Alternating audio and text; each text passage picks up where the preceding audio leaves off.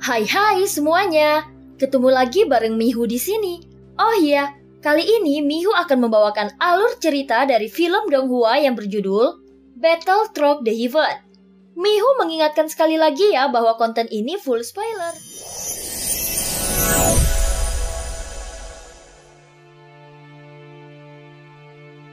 Melanjutkan dari kisah sebelumnya.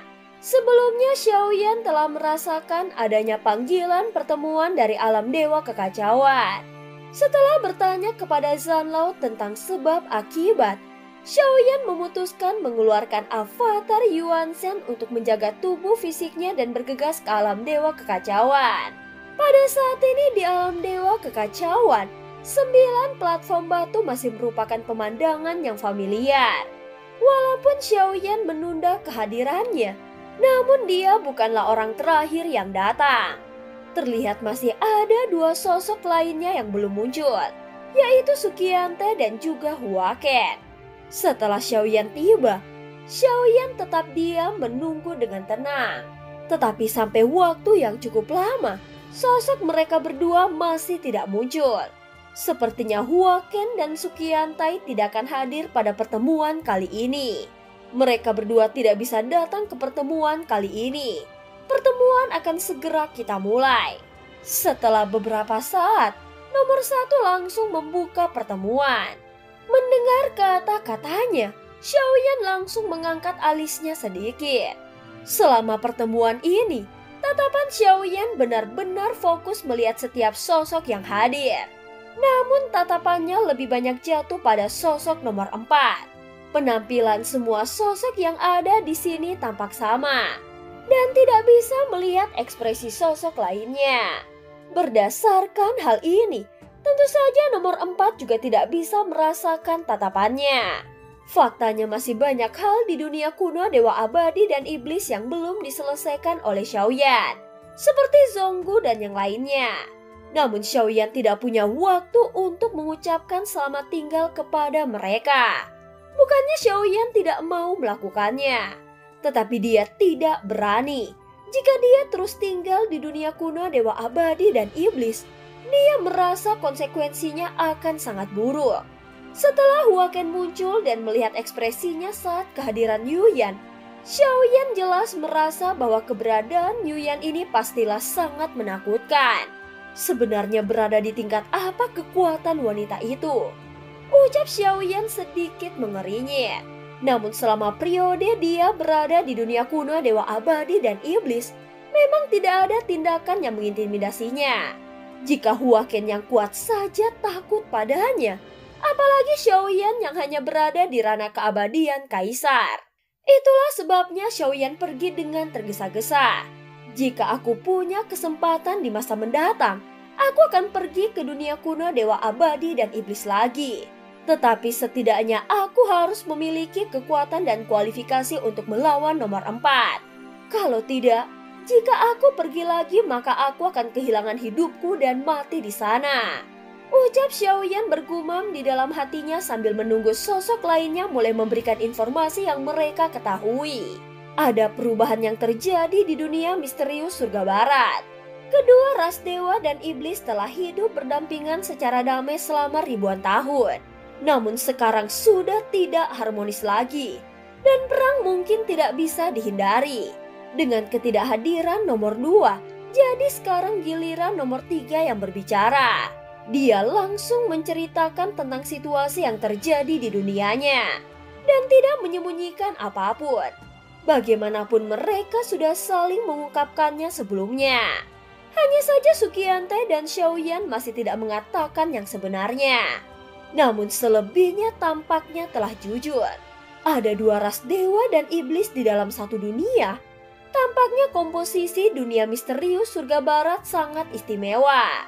Ucap Xiaoyan langsung berpikir setelah mendengar ini. Kupikir di dalam pertemuan ini semua orang bisa menanyakan pertanyaan dan beberapa informasi tentang bayangan hitam. Seseorang telah melihatnya di dunia misterius surga barat. Ucap sosok nomor 3 berbicara lagi. Tentu saja pertanyaan ini langsung menarik perhatian Xiaoyan. Bagaimanapun dia juga punya pengalaman yang sama dan melihat bayangan hitam itu muncul di tengah kerumunan 50.000 keabadian para dewa. Pada akhirnya sosok bayangan hitam itu menghilang secara misterius. Walaupun jaraknya hanya beberapa ratus kaki dari Xiaoyan dan dia memiliki kekuatan guntur, namun dia tidak bisa mengejarnya. Seolah-olah mereka berada di dunia yang berbeda. Sosok bayangan hitam itu juga memandangnya rendah dan hanya mengatakan dua kata. Bayangan hitam itu berkata padaku tentang sebab dan akibat. Setelah jeda beberapa waktu, nomor 3 melanjutkan kata-katanya. Mendengar dua kata ini, Xiaoyan merasa itu sama seperti dua kata yang didengarnya. Meski memiliki tujuan yang berbeda, namun yang ingin diungkapkannya inilah yang seharusnya terjadi di dunianya. Atau apa yang terjadi pada sosok nomor 3? Xiaoyan bisa mengerti karena itu diungkapkan terlalu jelas. Adapun harga apa yang ditunjukkan sosok bayangan hitam kepada Xiaoyan adalah semua yang dilakukannya terhadap dunia kuno dewa abadi dan iblis. Kalian juga dapat berbagi lebih banyak informasi tentang bayangan hitam yang dikenal sebagai sang pemusnah, agar yang lainnya bisa mengetahui lebih banyak tentang sang pemusnah ini.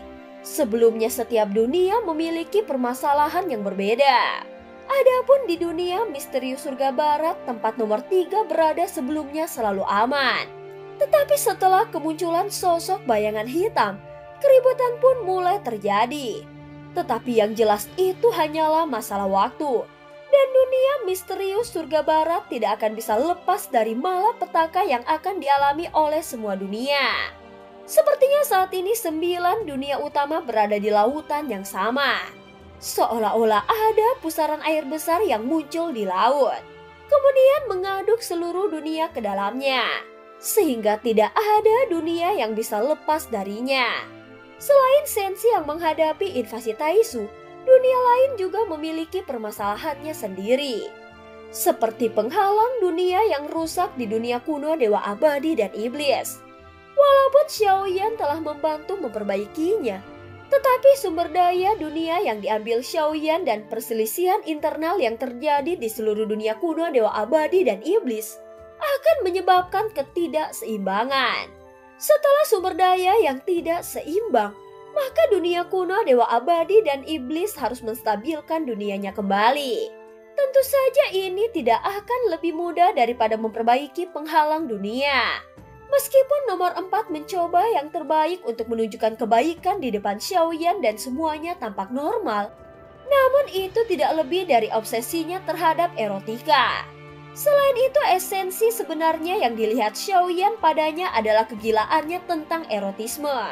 Xiaoyan menduga dia pasti sedang berlatih dan ingin menggunakannya sebagai tungku kultivasi, sehingga mampu menembus batas wilayahnya sendiri.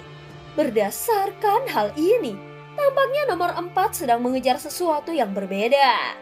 Faktanya sosok nomor 4 memiliki metode kultivasi yang tidak dapat dipahami oleh orang-orang awam. Hanya dengan cara itulah, nomor 4 benar-benar dapat mengendalikannya.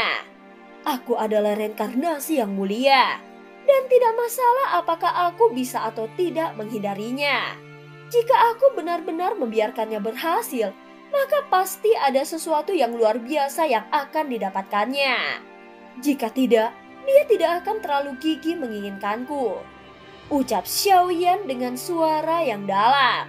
Saat ini dia adalah orang terakhir yang berbicara, jadi dia bisa memikirkannya terlebih dahulu dan meninjau semua yang terjadi. Setelah berpikir, hal itu membuatnya semakin takut. Setelah nomor 3 selesai berbicara, sekarang giliran nomor 4. Untuk sesaat, Xiaoyan berpikir meskipun nomor 4 marah, dia mungkin masih tidak bisa berbuat apa-apa di sini. Bahkan jika dia benar-benar bisa menutupi kekhawatirannya, namun dia juga tidak bisa menipu perasaannya. Bagaimanapun Xiaoyan merasa terus dihantui oleh sosok nomor 4, dan dia hanya menggunakan trik untuk menunda serangannya. Penghalang dunia di dunia kuno dewa abadi dan iblis telah diperbaiki. Terima kasih kepada seseorang yang berada di sini karena telah membantuku. Untuk saat ini, Kami telah berhasil menyelamatkan dunia kuno Dewa Abadi dan Iblis dari bencana. Adapun bayangan hitam, aku telah lama tinggal dalam pengasingan sepanjang tahun. Walaupun demikian, aku sudah pernah melihatnya. Tetapi sosok bayangan hitam itu tidak mengatakan apapun. Untuk orang yang telah membantu dunia kuno Dewa Abadi dan Iblis memperbaiki penghalang dunia, aku bahkan belum sempat mengucapkan terima kasih kepadanya. Dia pergi dengan sangat cepat, tetapi tidak masalah. Bagaimanapun, retretku juga sudah berakhir. Aku bisa berjalan untuk mengucapkan terima kasih secara langsung kepadanya. Di bawah bayangan biru tidak ada yang bisa membedakan apakah suara itu laki-laki atau perempuan. Hanya saja kalimat di akhir terdengar sedikit ditekan. Jantung Xiaoyan tiba-tiba berdebar kencang saat mendengar ini. Dengan bisa berjalan keliling dunia, maka itu bukan kemampuan yang bisa dimiliki oleh makhluk biasa. Ini sungguh lelucon yang luar biasa. Jika begitu, aku khawatir dia akan benar-benar datang. Apakah tidak mungkin bagiku untuk melarikan diri? Ucap Xiaoyan merasakan kepahitan di dalam hatinya. Dia tidak berpikir akan memprovokasi makhluk yang bahkan ditakuti oleh sosok nomor 2 Huaken.